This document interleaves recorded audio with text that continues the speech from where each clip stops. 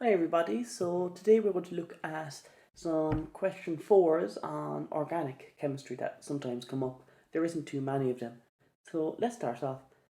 Question 4g 2016. The question is asking us there, the structure of cinnamaldehyde molecule is shown there, and how many moles of there are present. Okay, write out your normal formula for this. The number of moles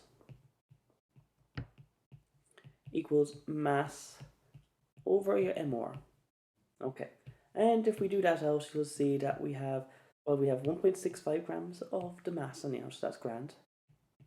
And we must figure out what the MR is. Okay, so we don't know what that is. But we are given the structure of cinnamaldehyde there, okay, which is over here. So what you have to do now is you have to figure out the number of elements in this here. Okay, so let's start off. Carbons, hydrogen, and oxygen. Okay, they're the three elements that we have present in this. Okay, and if we're finding out the MR, we have to get the masses of each of those. Okay, the molecular masses. So we know hydrogen is going to be 1. We know oxygen is going to be 16. And we know carbon is going to be 12. And we can look at the atomic masses on the periodic table for that. Now, we must figure out how many carbons, how many hydrogens, and how many oxygens. This is tricky, and I recommend when you're doing this that you take your time with it. Okay, so let's start off with the carbons. We know that each point here of benzene, an aromatic compound, okay, each point is considered to be a carbon atom. So we have 1, 2, 3, 4, 5, 6, 7, 8, 9 carbon atoms in total. Okay, so we can write that out. Okay, grand. And if you want to do out the maths there now, you can. It doesn't actually matter when you do it. We'll just do it out as we're coming across them. So we have 108. Let's just scoot down here towards the oxygens. If we look at it, we only have one oxygen. That's going to be 16 times 1. So that's obviously going to be 16. Now, the hydrogens. Now, hydrogens, we can see automatically that we have 1, 2, 3 here. That's grand. But we're not told the number of hydrogens over here for the benzene. Now, we know that each carbon atom has to have 4 bonds. And if we draw out benzene again, and I actually nearly recommend that you do, to be honest, what I'm going to do is I'm going to draw it out over here altogether. And just a bit of it, okay? So we have, this is our benzene here, and I'm going to put in those double bonds.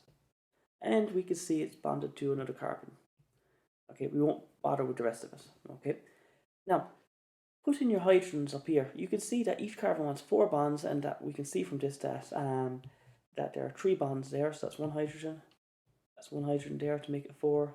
Another hydrogen over here, another hydrogen here, another hydrogen here. Now, I can't put a hydrogen on this one because it has 1, 2, 3, 4 bonds already. Okay, so lots of students are doing this too fast and they just automatically put a hydrogen onto this guy over here. That's not the case. So we count up our hydrogens. We have 1, 2, 3, 4, 5 hydrogens in the benzene ring. And if we count up the remainder, that means we have 5 here, 6, 7, 8 hydrogens in total. Okay, so that's 1 times 8 there. Okay, so that's going to give us our 8. Okay, and if we add them all up together, so 108 plus 8 plus 16, you're going to be left with 132. Okay, so I'm just going to get rid of this guy over here so I can continue on over here. So our number of moles equals 1.65 divided by 132, so 1.65 divided by 132, and if we do that, we'll get 0.0125. Our number of moles equals 0.0125. And that's our answer. Okay, so not a difficult one, not really, but just to be careful with the hydrogens over here. Okay, because that substituent group over here meant there could be no hydrogen on this one, and a lot of students got their MR to be 133. So just be careful with that. So look, guys, I hope that helped, and we're going to be coming across 1 or 2 more as we're going along. Okay. All the best.